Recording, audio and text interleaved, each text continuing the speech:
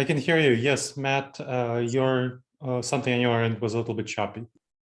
Excellent, thank you. Good afternoon, everyone. Today it's my pleasure to introduce our keynote speaker for today's session. We have Dr. Gleb Sapersky. He's a best-selling author and internationally renowned thought leader in future-proofing and cognitive bias risk management.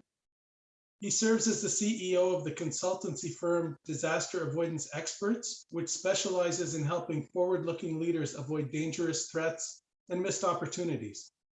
He has over 20 years of experience in consulting, coaching, speaking, and training on strategic decision-making, planning, and risk management. His expertise also comes from over 15 years in academia as a behavioral scientist studying cognitive neuroscience and behavioral economics. Today's presentation will be on effective leadership via neuroscience of social intelligence. Welcome, Dr. Sapersky. Thank you so much for that kind introduction. All right, everyone. So let's talk about the topic of this keynote. I know that you have to do a lot of management of your teams, which is why I was asked to talk about the social intelligence component. And social intelligence, we'll talk about that more in depth, but it refers to your ability to understand and effectively influence, manage your teams, their relationships to you, their relationships to each other, their emotions. We're talking about the mental components, that nothing in the mind is as important as emotions. And you will see that as we get to it. But that's the shape of the presentation. So the first part of the presentation will be about the kind of mistakes we tend to make as human beings because of how our brains are wired, so that you don't fall into these mistakes and you make sure that your team minimizes or ideally completely eliminates the way it falls into these mistakes. And they're called cognitive biases. We'll talk about them, what this is later, but that's kind of the first part of the presentation, talking about the mistakes that we tend to make. Then the second part of the presentation will talk about some techniques to address these mistakes and to help you be a better leader through social intelligence. Of course, that's kind of the whole goal, the kind of social intelligence mistakes we make, and then the kind of techniques we can use to address those mistakes. So that's the shape of the presentation. All right, throughout the presentation, we'll be taking some questions, so be ready to do some polling. So there'll appear polls on Zoom and you'll be able to answer them. Now, without further ado, let's talk about the kind of decisions we make when we're talking about people. Now, you as a leader, you as a manager are told to be confident. So you need to be confident, you need to follow what you feel is right, you need to do what's your intuition is telling you, be confident, go with that judgment. That's what we're told. And that's an important dynamic that's relatively important to appear confident as a leader. But confidence applies to other areas of life. So I want to talk a little bit about other areas of life, not necessarily only your leadership of people. And there are other areas of life where, of course, confidence is really important in decision-making. For example, in driving. If you're driving, you want to make sure that you're being confident as you're merging onto that highway, or you're changing lanes, not going slowly, going appropriately. You want to make confident decisions. So I want to ask you, as you think about your own driving, would you say you're below average or you're above average? You're in the top half of all drivers, or you're in the bottom half of all drivers? Please go ahead and vote now. So you'll be able to see the voting option and go ahead and vote now on Zoom.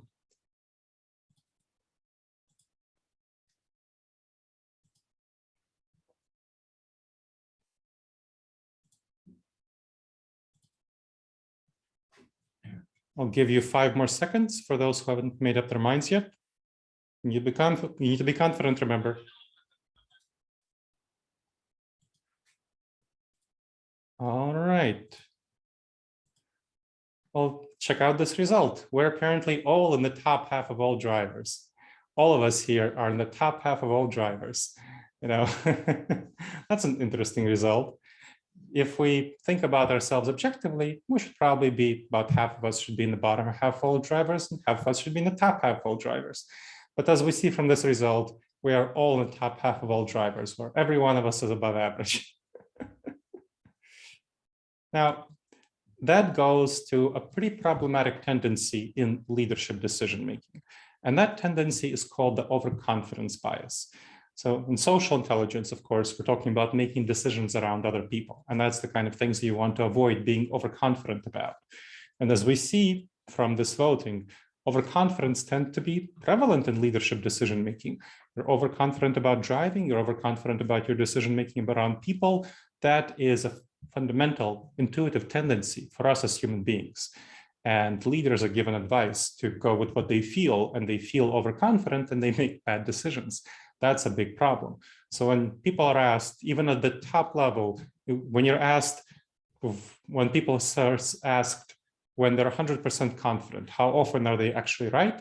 They're only right about 80% of the time. So if you feel you're 100% confident about this employee, whether you're 100% confident this employee should be promoted or should be fired or should be hired, you're only going to be right on average 80% of the time. Just the statistics show this.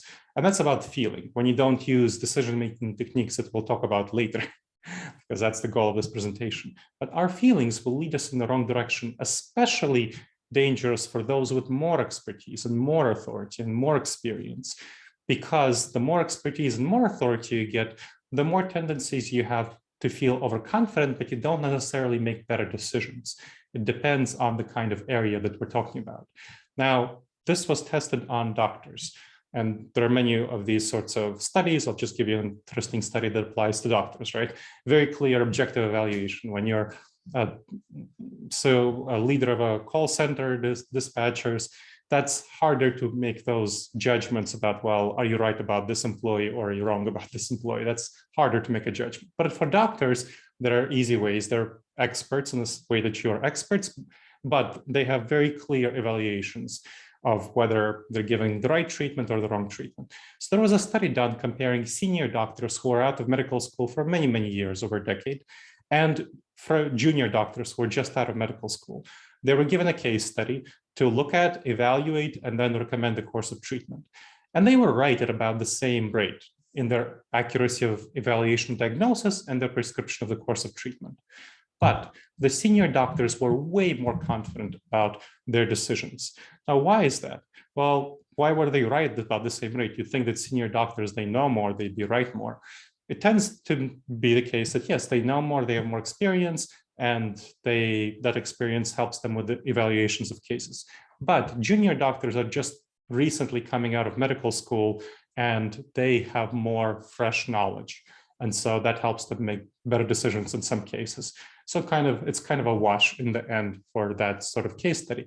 But that expertise, the experience of senior doctors causes them to be much more confident than they should be, because they have that overconfidence. So this is a big problem for us. I'm going to ask you another poll question. Do you think it would be valuable for you and your team to investigate and address any negative impacts from this overconfidence bias? Please go ahead and vote.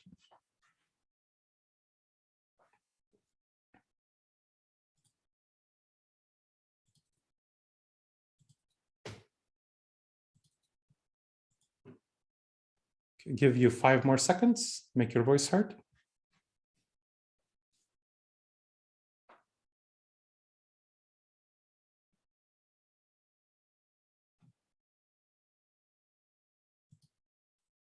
All right, so clearly we see that this is definitely valuable for you. Literally everyone thinks that this would be important to do.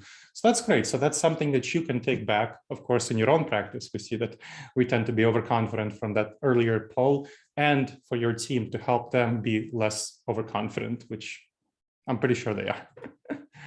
All right, let's talk about the principles here. What is behind our decision-making? Now, we're told to go with our gut, trust our heart, follow our intuition. That is a tendency that is very frequently given advice to us as leaders. So by various gurus like Malcolm Gladwell, who tells you to blink, make your decision in the blink of an eye, or Tony Robbins, who tells you to be primal, be savage.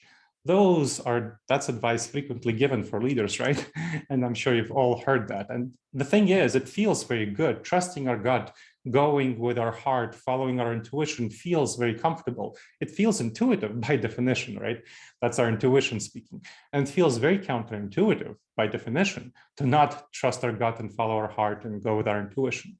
Unfortunately, trusting our gut often leads to disastrous decisions, as we can see from being way too confident about our driving and all sorts of other decisions. That's because our gut intuition, our reactions are really evolved for the ancient savannah, not the modern world. In the ancient savannah is when we lived in small tribes of 50 people to 150 people. So we had to be very tribal. That means we had to look for people who looked like us, shared our values, shared our tendencies, intuitions, predispositions, skin color, everything. That's tribalism. It causes in the savannah environment was very important because if we weren't sufficiently tribal, we'd be kicked out of our tribe and we'd die. And if we weren't sufficiently hostile to other tribes, then they take over our tribe and we die. And guess what? We're the descendants of those who didn't die. And therefore, in the modern world, we tend to be very tribal as well, which causes in the modern world, which is not tribal at all, which is multipolar, global, complex, we work with very different people who are from very different tribes and walks of life, and we have to get along with them. And that's very hard and not intuitive, which is why discrimination happens. A part of social intelligence is to understand issues around unconscious bias and implicit bias and discrimination, which a lot of that comes from that tribal intuition, that in-group, out-group dynamic that has to be understood. So that's the tribalism aspect. But there are other problems coming out of the savannah environment, our evolutionary upbringing. Another one is the fight or flight response. You might have heard of this as the saber-toothed tiger response, where we had to jump at 100 shadows to get away from that one saber-toothed tiger, or maybe get away from that attack from those opposing attacking tribal members who wanted to take over our territory. So in this sort of scenario, the fight or flight response, we still have that very powerfully in us, where we overreact to situations. And the overconfidence bias is one manifestation of a dynamic of the fight or flight response, because in the savannah environment, it was important for us to be too confident about our judgment to make an instant quick decision and flee or fight in response to a situation. And so that overconfidence comes from that savannah environment. It was good for our survival to be overconfident and make very quick decisions, snap judgments in that environment. In the modern environment, that's a very bad idea. In business situations and leadership situations and organizational situations, you have much more time than we had in that fight or flight response savannah environment to make your decisions, even though it doesn't feel like it. Even though people tell you to make your decisions quickly and go with your gut, that's a very bad idea. And we tend to make snap decisions and judgments without realizing that we're doing it, or realizing it and thinking it's a good thing. And that is a huge problem for us, that fight or flight response. And there are other problems that come along. And there are specific ways that our brain is miswired. So the specific ways that our mind goes wrong, these dangerous judgment errors, are called cognitive biases. So cognitive biases is the scientific terminology for the specific ways that our brain is miswired, the ways that it goes wrong. The overconfidence bias is only 1 out of 100 of them. And you can take a look at the list of all of these problems on Wikipedia. Just Google the list of cognitive biases. You'll see that list. So there's over 100 of them. If you'll get a resource, I'll be talking about some of the most dangerous ones, and you will have an opportunity to get resources, my resources after the presentation, to learn more about the 30 most dangerous cognitive biases and how to address them.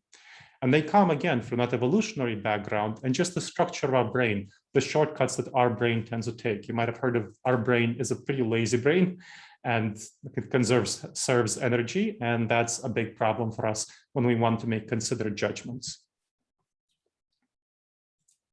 Now, I want to ask you, did you ever make, again, with the poll, did you ever make a bad decision? And looking back, you realized you really had the information you needed to make a better decision. Is that an experience you had? I know it's an experience I've had with decisions. I later realized, oh, I really had the information I needed to make a better decision, but I didn't.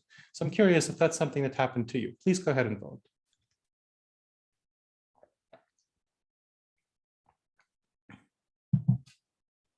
Give you 5 more seconds. Make your voice heard.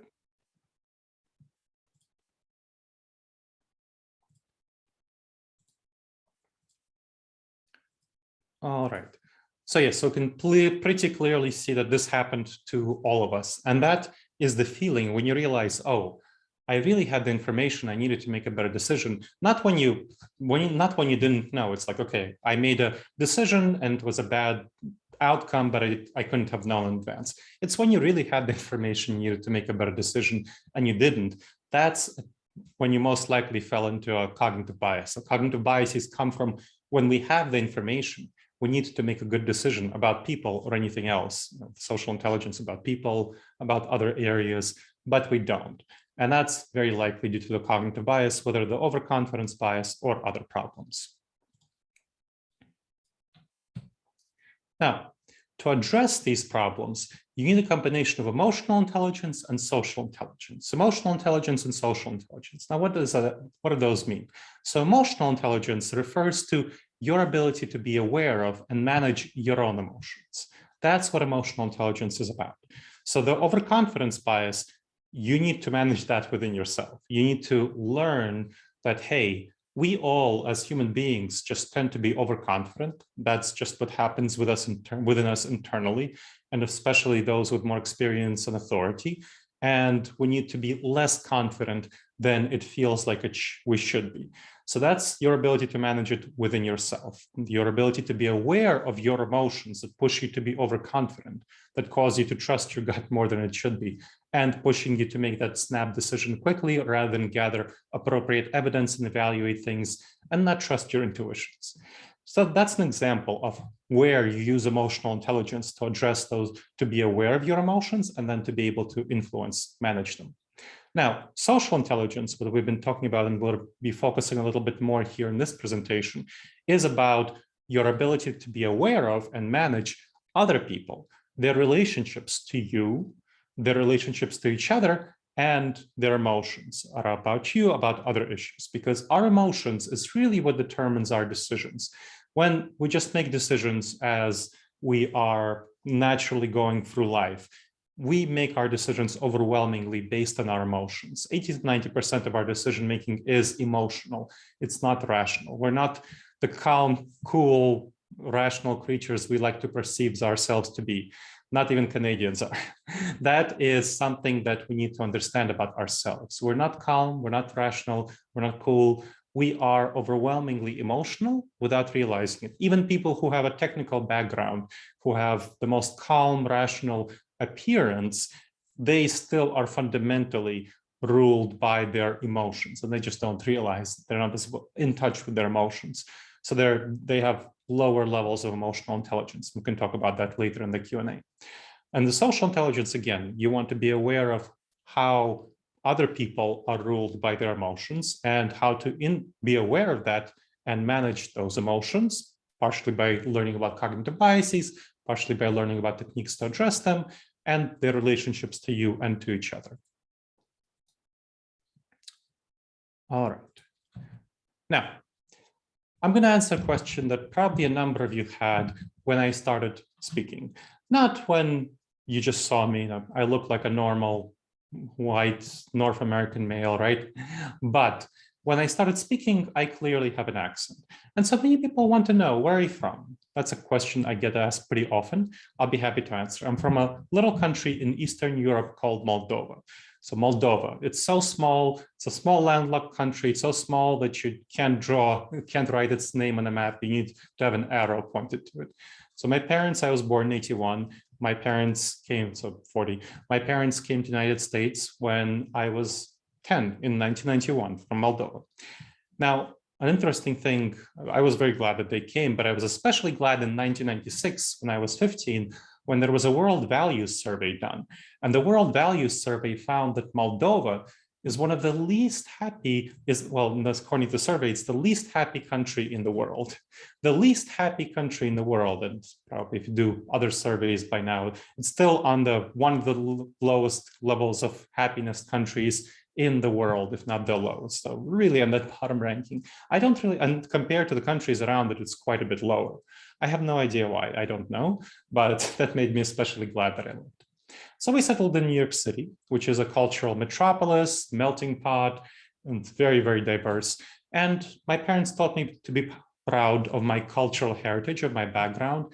And I heard so many different accents around me. So I decided to not give up my accents. Now I know that people who come to various parts of Canada and the United States that aren't cultural melting pots, they would often tend to try to give up their accents. And now I live in Columbus, Ohio, so not about 3-4 hours from the Canadian border. And it's not a cultural melting pot, let's say that way, although it's a pretty big city. Probably if I came to Columbus, Ohio, I would have tried to give up my accent, but I wasn't. I was a kid, I was young, I didn't, everyone was around me had the accent. Well, when I started learning about behavioral science, got my PhD at UNC Chapel Hill, when I was getting that, I learned that unfortunately not giving up my accent was kind of a dumb decision. And that is because of accent discrimination. Accent discrimination. It's the false perception of those with a foreign accent being less trustworthy, unfortunately. So that's the case again for Canadians, for Americans. If you perceive a foreign accent, it doesn't apply to Canadians and Americans with each other. It's North Americans, right? But you perceive generally people with a foreign accent, we all perceive people with a foreign accent, again, not every one of us, but on average, as less trustworthy than they should, be. Now, there's one accent to which this doesn't apply, and that's the British accent. They still have that cultural imperialism going for them. So that's kind of an interesting dynamic. But generally speaking, foreign accents are perceived as less trustworthy. And that is part of a broader tendency called the halo effect and the horns effect. The halo effect and the horns effect.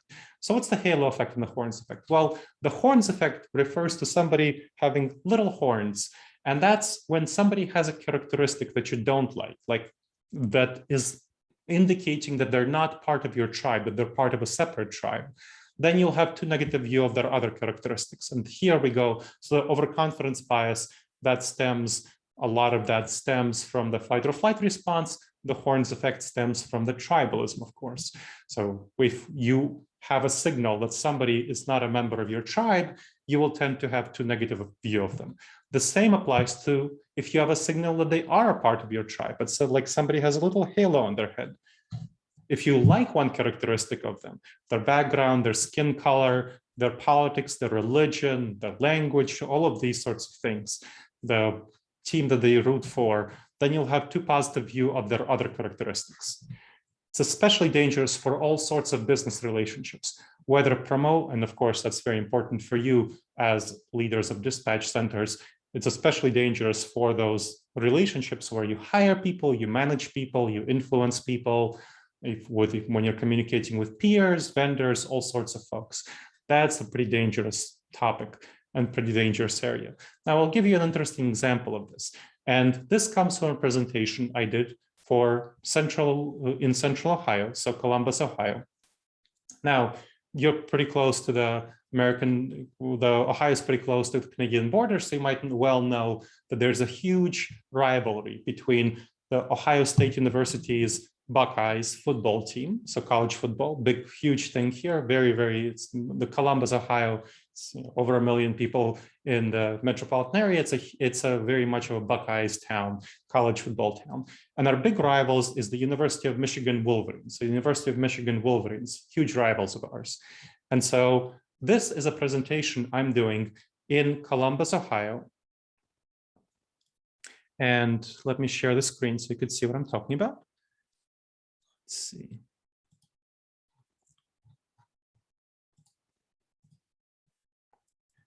This is a presentation I'm doing in Columbus, Ohio, and it's at a diversity inclusion conference for the local HR leadership.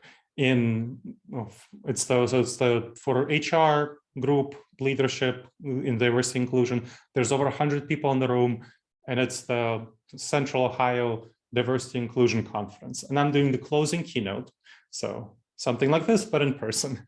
So the closing keynote, and what I'm asking the people in the room. So these are diversity and inclusion experts, and I'm asking over 100 people in the room whether they would hire a University of Michigan fan. So whether they would hire a University of Michigan fan. Let's see what happens. So, as you know, I'm a professor at Ohio State. I'm contractually obligated to root for the Buckeyes. I'm guessing there are a lot of Buckeyes fans here, you know. Go Bucks, right? Yo, there you go. Now, how likely are you to hire a Michigan fan? See, 3 people. That's 3 people out of a room of over 100. So 3 people out of a room of over 100. Now, regardless of how we feel about Michigan fans and their poor choices in which team to root for, does that indicate anything about their performance as an employee? No, I know. Come on, that no should be stronger. As you see, I gave them a chance to change their mind, and they didn't want to change their mind. So 3 people in a room out of over 100 would hire University of Michigan fan. So that's a big problem. And then they wouldn't even change their minds after I gave them a chance to change their minds. This is just how we're wired. It's something that people are passionate about, you know, college football in Columbus, Ohio, most likely hockey in Canada. People are really passionate about these things, and they make pretty bad decisions based on these tribal dynamics. So I'm going to ask you, do you think it will be valuable for you and your team to investigate and address any negative impacts from these problems, the halo effect or the horns effect? Please go ahead and vote.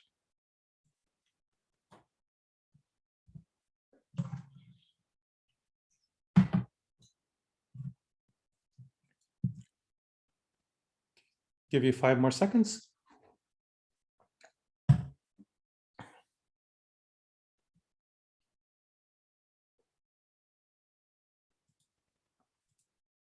Definitely. So this seems to be really clearly an impactful cognitive bias, and that's something, information, again, for you to incorporate with the emotional intelligence in your own tendencies and using social intelligence to bring it to your team. Good. Let's talk about another cognitive bias that's really important, that is going to be very important for you in addressing the emotional intelligence component of how you influence others. And that's called the empathy gap. The empathy gap. We underestimate the strength and impact of our own emotions and the emotions of others. So this is a huge issue. When you underestimate the strength and impact of your own emotions, it's like those HR leaders. And again, they're not the operations leaders like you are. Their job is to make sure that the hiring human resources is done appropriately and all that, and they would still make those mistakes. They clearly underestimate the strength of their own emotions around passion for football teams, which is obviously not really relevant to performance in the workplace. They underestimate the strength of these emotions on themselves, and underestimating the strength of these emotions and the impact of them on others. So we tend to underestimate how strongly others are impacted by their emotions. So I know that there were some contract challenges going on with some of your staff, and it's very easy to underestimate the strength of emotions around fairness, transparency, around all of these sorts of things when you're talking to staff and thinking about staff.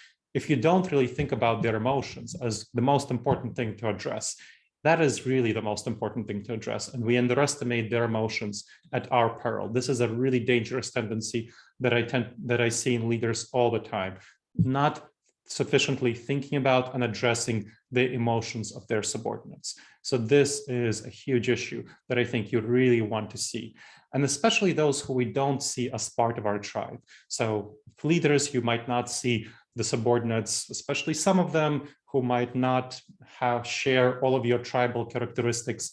You would tend to especially underestimate the impact of emotions on them and the impact of their emotions. So this is a really problematic tendency that I want you to seriously be thinking about and addressing in your own leadership, and of course for others as well.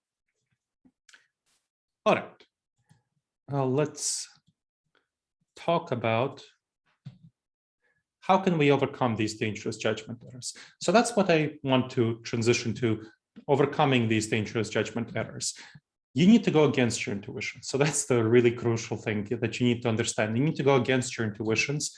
Our intuitions were great for helping human beings survive in the savanna environment, but not so good for making decisions in today's world. And we talked about the tribalism, fight or flight. I'll give you another example. And I'll give you an example where probably many of you have already succeeded in overcoming your intuitions. Now, in the savanna environment, when we came across a source of sugar, honey, bananas, apples, it was very important for us to eat as much of it as possible. If we didn't eat as much of it as possible, then we would be less likely to survive, thrive, and reproduce. So we are the descendants of those who were strongly triggered by sugar to eat as much of it as possible. Great in the savanna environment, very bad in the modern environment when we have donuts as a big problem for us, or bear claws, or all of these sorts of other things, Tim Hortons. That's a big challenge. And so when imagine a grateful vendor sends some donuts to your dispatch center, and you have that in the break room, and you pass by those donuts, a box of dozen donuts, and it's tempting to take a donut. So you decide to take half a donut. And once you take half a donut, you don't want to leave that other half of the donut, and you take the other half. And then you're increasingly triggered by sugar. And then you take another donut and a third donut. And before you know it, half the box is gone. Not that it ever happened to me, right? That's a big, big tendency and a big problem that we experience as human beings. So this is something that there's a reason there's an obesity epidemic in Canada, in the United States, other developed countries. Hopefully you yourselves have developed ways of addressing these problems. For example, maybe you pass by those donuts and you go for a bowl of fruit that another grateful vendor has sent over. That is a much healthier snack, and that's a much better way to address these cravings. And so you've learned some ways of addressing with your physical fitness the problems that we tend to experience because of that sugar triggering. Now you need to learn to go against your intuitions. You're literally going against your gut intuitions and addressing the sugar. You need to go against your intuitions in addressing the cognitive biases, the mental challenges, the mental faults that we have as human beings. Now, what we'll do now, before we go on to learning about the cognitive bias, how to address these cognitive biases, we're going to do breakout rooms, where you all will go into breakout rooms with each other. And what I want you to discuss in the breakout rooms, we'll do 10 minutes of breakout rooms. What I want you to discuss is which of the problems that we've gone over seem to be the biggest problem for you and your team. The overconfidence bias, the halo effect and horns effect pair, or the empathy gap. So that's what I want you to discuss. And let's see. I will create breakout rooms. So hopefully you've all done this before. Oh, hold on.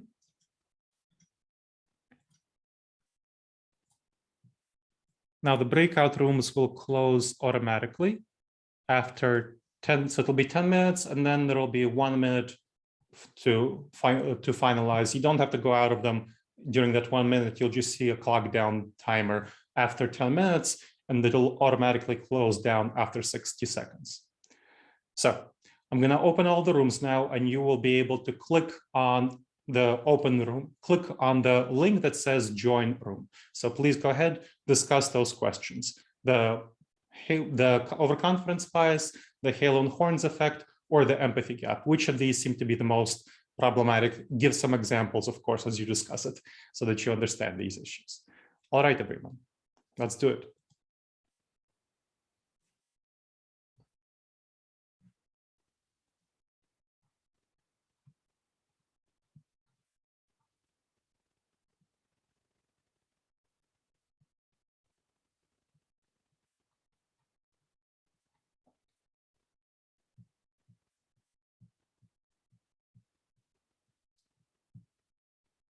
Of the folks remaining, let me know if you have any technical issues, just so I know what's going on.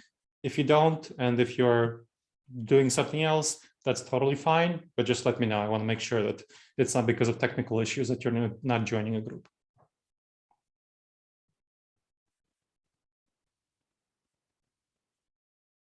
Okay, I presume everything is fine then.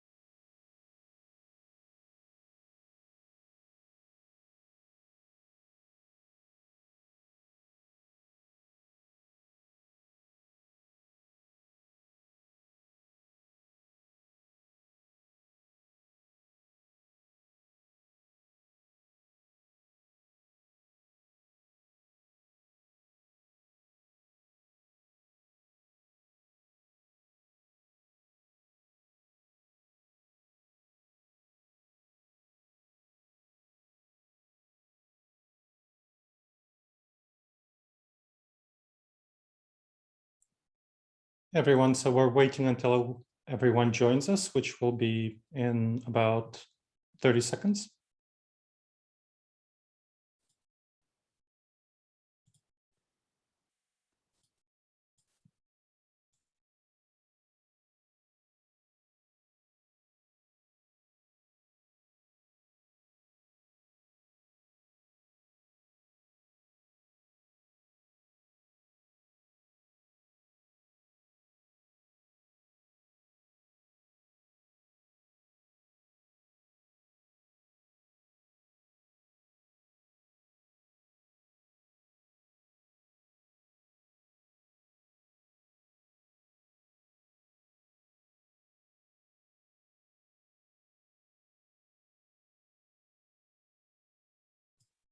Okay, I see. I think everyone has joined us. Great.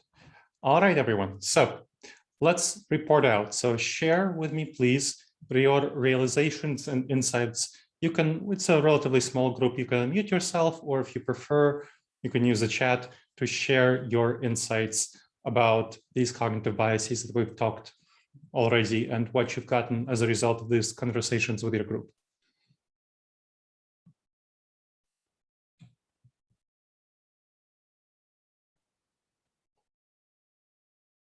I'll just make a comment, Glenn, it's Lois, and in our chat, we talked particularly about the empathy bias, particularly in, not so much in the hiring and that way, but just what we're seeing in our centers and our dispatch centers about the employees are getting tired, everybody's been through for almost 2 years now, the lack of staff, the work, and their kind of the empathy towards each other. And the empathy maybe towards our clients is something that's putting a bit of a strain on our centers. So we kind of concentrated on that.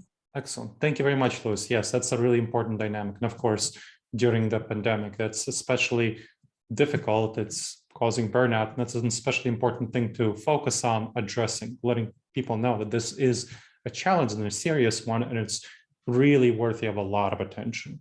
Because that empathy understanding the empathy gap, other people's emotions, showing them that you understand them, showing them that you care about their emotions, that is a really important dynamic for a leader. And of course, for your dispatchers. Other folks.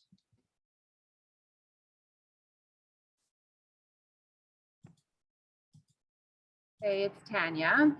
Hi, Tanya. Our group, we identified the same bias as probably the most likely, but we also discussed it from the angle of identifying more with employees' emotions instead of the business. So where we're overworked, there's a lot of overtime happening. People are burnt out.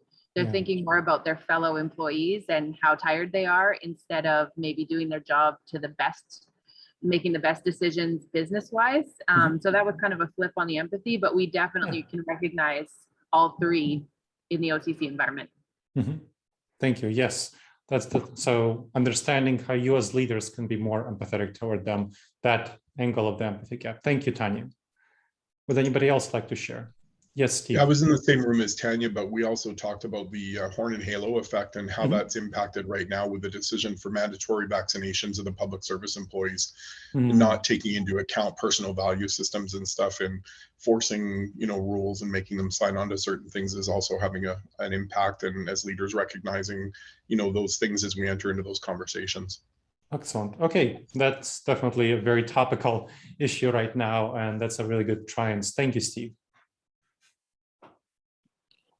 Yeah, in our group, a common thing that came out was looking at the diversity of your team, your experience, what they bring to the table. And when you're discussing issues, actually bring in all those different perspectives and thoughts to enrich the decision-making process, to really overcome that overconfidence bias. And leaders of whatever level you are, you play a role in that, whether you're starting out on day one, you have somewhat of a leadership role, and as you grow up in the organization. So and our participants in our group were from really four corners or three corners of the country, from the north, from the west, and locally here in Ottawa as well, although I don't think we had anyone from the East Coast. So they came from very different environments, from very small OCCs to larger ones and to div headquarters. And so that was the thing that I think came out fairly clear in our discussions, just to add to the discussion here. Thank you, Craig.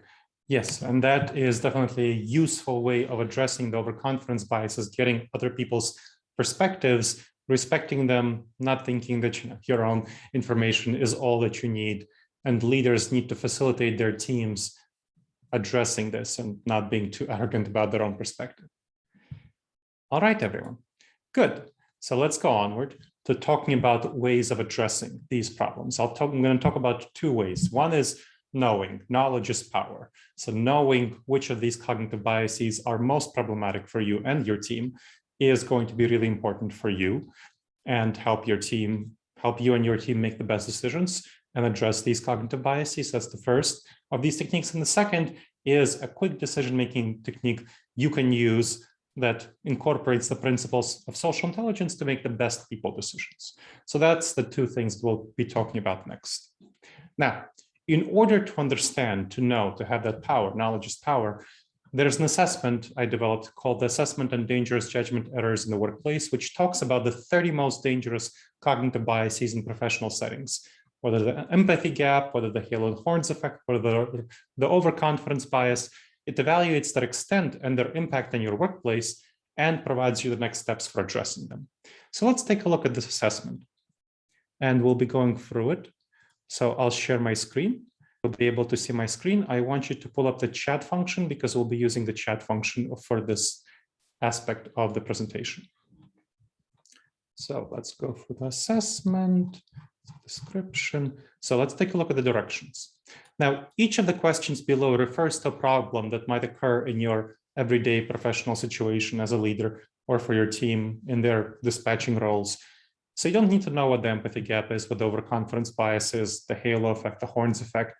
It refers to behaviors, specific behaviors. So your goal is to indicate how often the problem occurred in the past year out of the percentage terms, out of all the possible times the problems might have occurred. You don't want to overthink the answer. Just go with your initial impression. Each question should be 10, 15, 20 seconds. So that is the nature of the question assessment. We'll go through several questions so you can see. Now, we'll talk about one.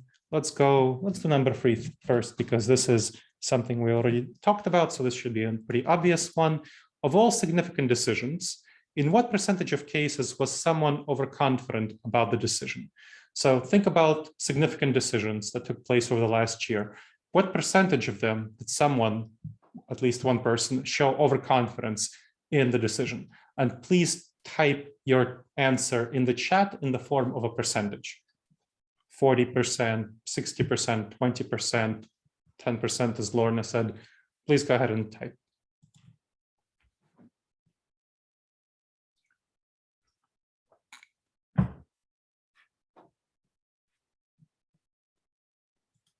So 10, 20%, 10%, 50%, 20, 20, 70%. So we see that there is a wide range. 35%, 15, 20, 15, another 20. So 35. Somebody accidentally drew on this.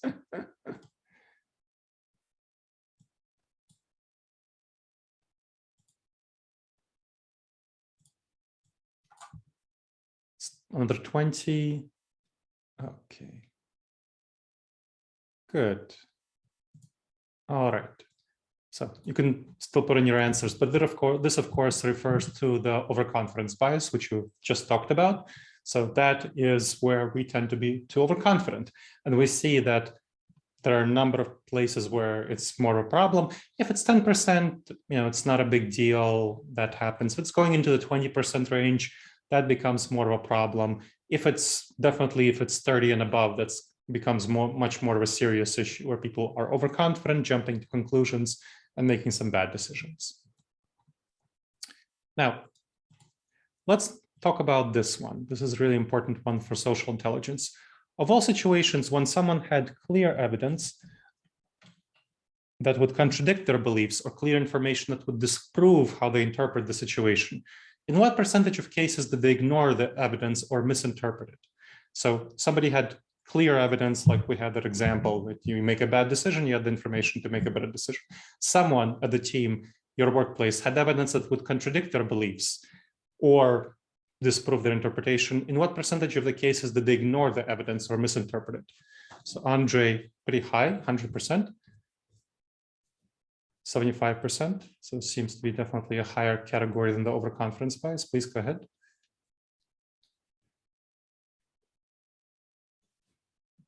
%, 10%, 40, 50, 75, 80, 75, 10. So this seems to be definitely 50%, 50%. It definitely seems to be much more a problem. That's for more of you, it's a bigger problem. So this is called the confirmation bias, where we tend to look for information that confirms our beliefs and ignore information that doesn't confirm our beliefs. So that's the confirmation bias. And the assessment will tell you what the next steps, will tell you more about this, what the problem is. So this is the confirmation bias, and this is a good way of getting it. So again, if it's in the 30 or above, it's definitely something you want to address pretty quickly because it becomes more of a serious issue. So let's go with this one. When a potential employee was evaluated, potential or current employee, potential hire, in what percentage of the situations was the evaluation too positive due to factors not relevant to their job competency or organizational fit? Too positive. So please go ahead. Chat your answers. What percentage was it too positive? 25, 50%, 75, 80%, 75%, 20, 30, 25, 70, 75, 10, 70%, 30%, 30%, 25, 25 another, 75, 50. So this thing again seems to be on the definitely higher for more of you, very, very specific 70.5% from Matt. So this is, of course, refers to the halo effect, where that is an obvious problem for very many people. So very serious issue. And so that's good to know that that is something that you want to address. I'll go to the very end just so we can get one from the end. Of all the times when someone was evaluating the situation and making a decision, in what percentage of the cases did they underestimate the intensity of feelings of other people? So we talked about the empathy gap, of course, employees, customers, vendors, other stakeholders. This, of course, you know, that's the empathy gap.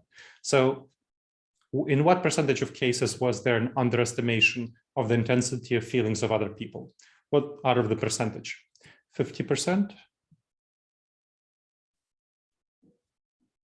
25, 70%, 25, 40%, 50%, 50, 45, 40, 30, 70, another 30, another 70, 25, 50, 40%, 60%. So again, if it's definitely 20% already, start thinking about it, 30% and above, definitely something to pretty promptly address.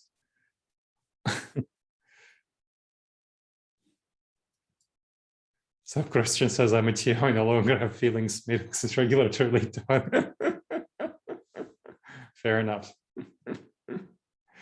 All right. So this is an excellent tool to have with your team. So for you to take it by yourself, use it by yourself, of course, check it out, use it. There's a scoring methodology which you can use to score yourself, so you get your perspective. And then the next step would be to bring it to your team and then do it with your team and then address these problems, communicate, address these problems, have a discussion about it. This is a very useful tool to do that. Now, I'm going to ask you, whether do you think it would be valuable for you and your team to take this assessment and address the cognitive biases it uncovers? So you and your team, do you think it would be valuable for you to take it and address these issues? Please go ahead.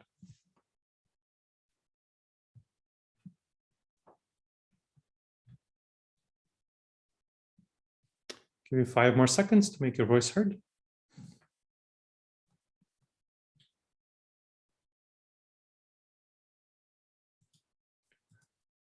Again, this is clearly popular. Folks think that it would be quite valuable. And again, I'll send it out to everyone who wants it so that you'll be able to use it with your team, by yourself, with your team.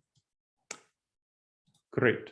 So that's a way of knowing what's going on, and knowledge is power. And that gives you the next first aspects of things, steps that you need to address it. What about a technique to solve these problems? Well, here's the quick technique that I'll tell you that you can use by yourself or as part of a team for decision-making about people or other areas that you don't want to screw up. So this technique addresses a great deal of the cognitive biases that we talked about. So it's a very useful social intelligence technique and the emotional intelligence technique. Now, it's composed of 5 questions. And these are 5 questions you'll ask yourself or that you ask as part of a team meeting, and you structure the team meeting agenda around that. Very helpful for team decision-making and your individual decision-making. And it can be done for any sort of decision you don't want to screw up, from a relatively minor thing like planning the agenda for a meeting, writing an email to someone, to more major selection of vendors, hiring people that you don't want to screw up. You don't want to, this is not necessarily the perfect answer, but it will help you make sure that you don't screw it up, that you don't make a mistake, minimizes your likelihood. So first, what important information didn't I yet fully consider? So what evidence didn't you take into account? Our overconfidence causes us to not take a lot of evidence into account, the confirmation bias similarly. So think about the evidence that goes against your intuitions, against your beliefs. Use that evidence especially wisely. So go look for that evidence and weigh it twice as hard as you would evidence that supports your beliefs, because of our intuition to look for evidence and that supports our beliefs only. So you want to try to prove yourself wrong. If you can prove yourself wrong, that's great. Then you're not going to screw up a decision. And if you can't, then you're more likely to be making the right decision. But you want to try to prove yourself wrong. Now, another aspect of this question, number 1, is important information. You don't want to fall into analysis paralysis. There's a cognitive bias called information bias, where we look for information beyond what's needed to make a decision. So you want to decide in advance what information is important, what information do you want to get, make sure to get, what information is not so important. Second, what dangerous judgment errors didn't I yet address? So what issues did you not yet consider of the kind of the 30 cognitive biases on the assessment? You'll get the assessment, you'll learn about them. You'll also get a copy of my book, which talks about all of these issues. So you'll learn about the kind of cognitive biases, and you'll learn about quickly bringing them to mind. Like we talked about the empathy gap when you're relating to subordinates, or when subordinates who you think might be a little bit burned out when they're not thinking about these important issues. What would a trusted and objective advisor suggest I do? So maybe someone who does have empathy and isn't a TO. So someone who would be a trusted and objective advisor who can help you have the best perspective on the situation. Think about the little angel on your shoulder. What would they suggest you do? What would you tell a trusted friend to do in these situations? Have that external perspective. You get about 50% of the benefit of this question just by stepping outside of yourself. And you get the other 50% of the benefit by calling this trusted and objective advisor. How have I addressed the ways this could fail? So think about the decision, what you're doing going forward. How have you addressed the ways that this decision can fail? And you want to try to solve these problems in advance. So think about, okay, the decision failed. Why did it fail? And how can I have solved these problems in advance? So imagine that it failed, and then try to solve all the reasons for why it failed in advance. And finally, what new information caused me to revisit this decision? What would cause you to change your mind about this decision? This is a really useful technique because we tend to be stuck after we make a decision. We tend to be wedded to the outcome. It's called post factum rationalization. We don't want to think that we're wrong, and we want to rationalize our decision making after the fact. But if you decide in advance what kind of information would indicate to you that you were not very correct in this decision, or at least you need to revise it, you're much more likely to make a better decision after revising it and rethinking it. Let's give an example. So let's say you're writing an email to someone who you want to persuade to do something. And you need to do that a lot, of course, as a leader. So what important information didn't you yet fully consider? You might not have considered the reasons why that person might not be wanting to do what you want them to do. And it's very tempting to leave that information out of the email. But if you include that information in the email and you rebut it in advance, you explain why the reasons that they might not want to do it aren't really valid, aren't really helpful, then that's going to make a much stronger email. What dangerous judgment errors didn't I yet address? You might be missing out on the empathy gap and understanding their emotions. You might be just talking to the cool, rational part of them, but not really the emotional part of them. What would a trusted and objective advisor suggest I do? So write the email, and then take a little bit of time to reread it and make sure that you didn't screw it up. I know that there are some people who also give the email to others, and I give the more important emails I write to others to check them out and give me some advice on them.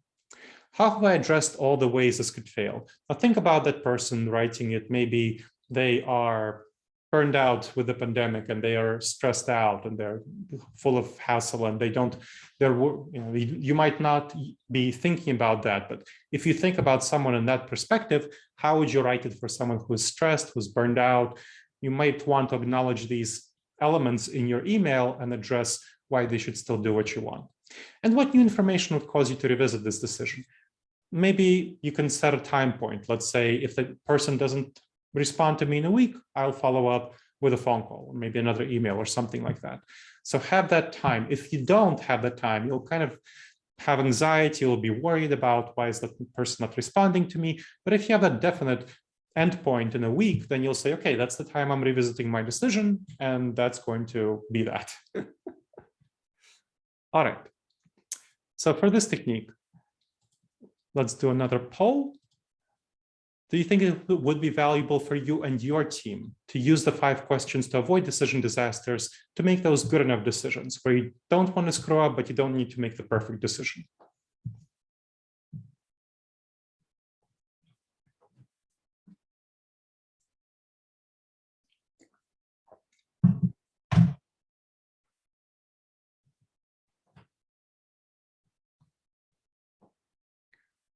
Great, I'll give you 5 more seconds.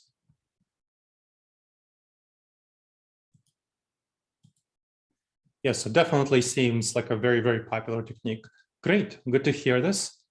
And now we will do the same sort of breakout rooms for a little bit less time. I'll do 7 minutes this time for these techniques. So for applying these techniques, the assessment on dangerous judgment errors and the 5 questions. So think about the ways that you can apply these techniques to your specific team, to your specific work, to your workplace, whether by yourself, taking the assessment using the 5 questions, but more likely to share with your team. And think about the kind of benefits you can get if you apply these techniques to your workplace.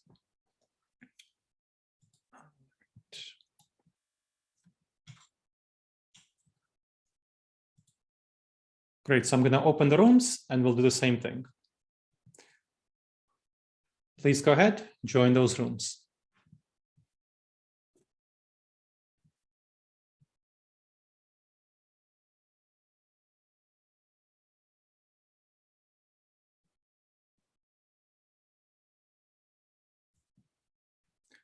Of those who are left, if you have technical issues, let me know. Otherwise, I'll assume you know what you're doing and you'll figure it out.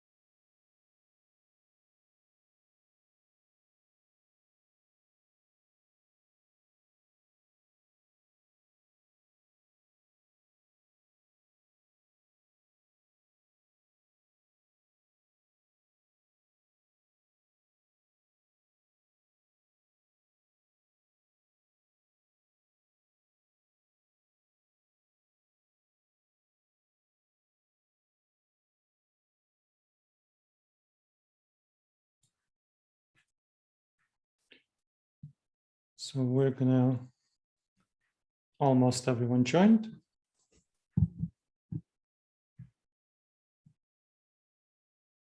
All right, I think everyone joined.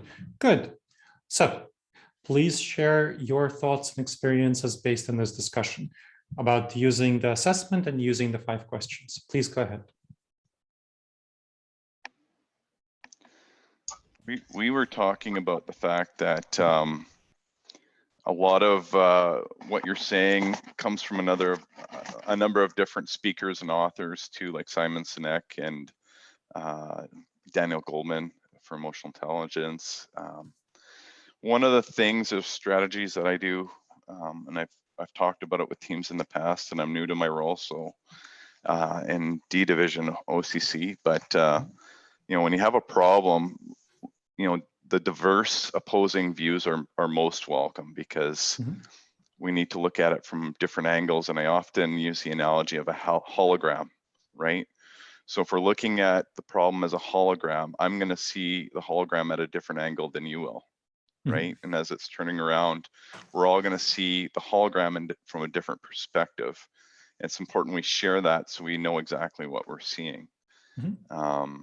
So that's a good way of helping people visualize, you know, how they should look at it and consider that they may not see something that the other person does. Thank you, Andre. I appreciate that. And this is really useful as part of, especially the 5 questions, going through it and having each team member before decision-making meeting answer the questions by themselves and then come to the meeting and share their answers. And you'll see that people do have a very different perspective.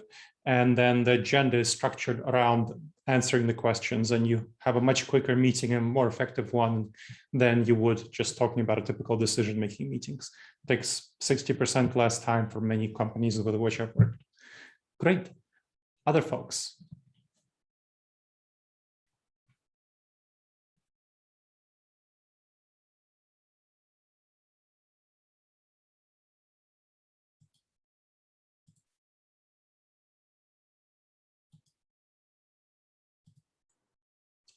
It's Lois. We talked in our group about, you know, we still have a long ways to go, but we have come a long ways in sort of the consultation and involving the right groups to make the decisions. And one of the examples we used was the OCC NSS, which is where Tanya and Matt work out of that unit.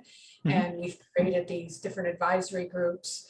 And, you know, we're doing our monthly meetings on Teams, so we're getting all the managers more engaged. And it's easier for OCC NSS to make some of those policy decisions or projects, because now they've sort of got their finger on the pulse, for lack of better saying. So they're understanding what's going out in the divisions and what some of the pressures are. So I think that's kind of, you know, not breaking down each one of these questions, but I think subconsciously that's what's happened with the new advisory groups. Excellent. And I think that's great that you're getting people engaged. And I think another something to consider, using the assessment and or the 5 questions to standardize decision-making more across the organization. That would definitely be helpful, so that you know the way that other people are approaching their decisions, and so that everyone is aware of these cognitive biases. All right. Would anybody else like to share about some realizations that you've had? Our group, we talked about, like, we've done some of the techniques you were mentioning, like having someone be a second set of eyes on your email. But one of the things we also discussed is how some of us have so much work to do that there just isn't time all the time to do these sort of 5 questions, where you want to take more time to think about it, but you have deadlines and you have to get the work done. And it's just going to snowball on you if you don't get it. So sometimes you just have to send an answer out and hope it lands well. Yeah, so I've definitely heard that concern about these 5 questions. What I tend to find is that if you don't use these techniques for questions and choices you don't want to screw up, so then you will end up inevitably screwing them up, and you'll have fires that you will need to put out. And those fires will take you way more time than having used these techniques in advance. You know, it's like the phrase goes, an ounce of prevention is worth a pound of cure. Trust me, it's really true, and it's really worth it. All right, everyone, let's go on to the key takeaways that I want you to be thinking about as we are concluding this presentation. The overconfidence bias, the Hale and Horns effect, and the empathy gap, they really undermine social intelligence, your ability to influence and manage other people and their emotions, and contribute to various forms of unconscious bias at work. You need to go against your intuitions in evaluating and leading people effectively. You need to assess your own cognitive biases and those of your team, and that's the assessment. And use the debiasing techniques to address these cognitive biases, like the 5 questions to avoid decision disasters. Now, as I mentioned, the 3 additional resources that you can get from this presentation will be the assessment on dangerous judgment errors in the workplace. I'll send that to you by email if you want. The decision aid and 5 key questions to avoid decision disasters.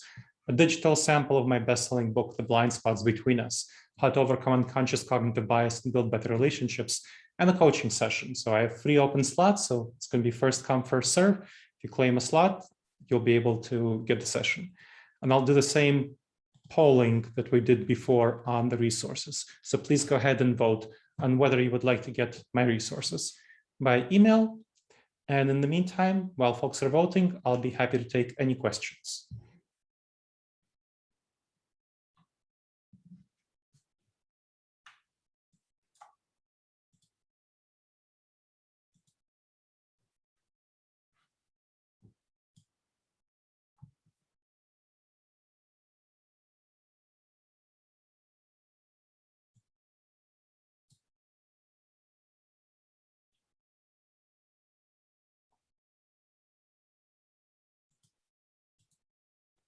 Well, good to see. So everyone would like the resources. I'll send them out. Great. That makes things easier. All right, questions?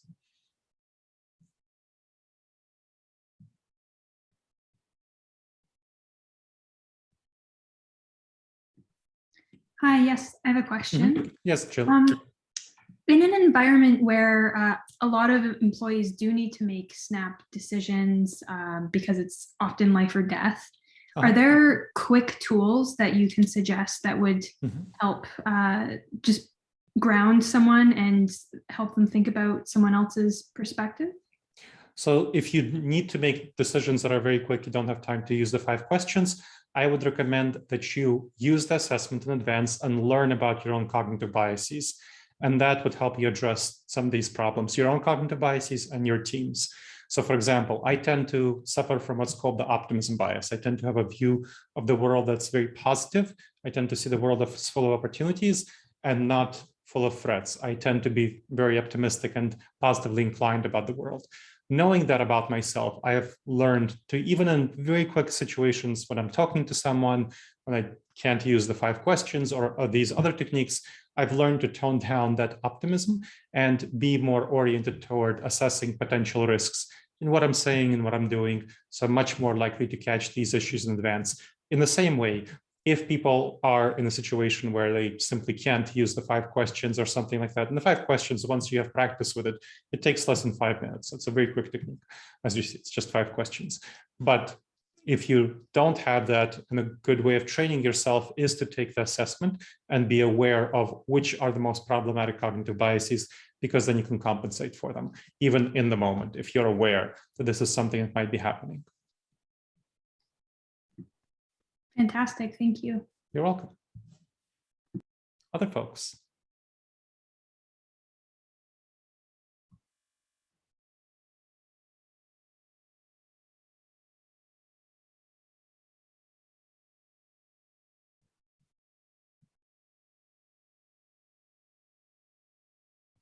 Give you 5 more seconds. If not that, then we'll move toward wrapping up.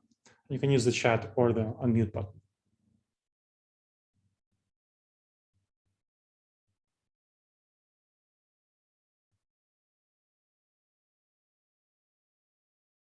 All right, Matt, I'm going to hand it over to you to wrap up.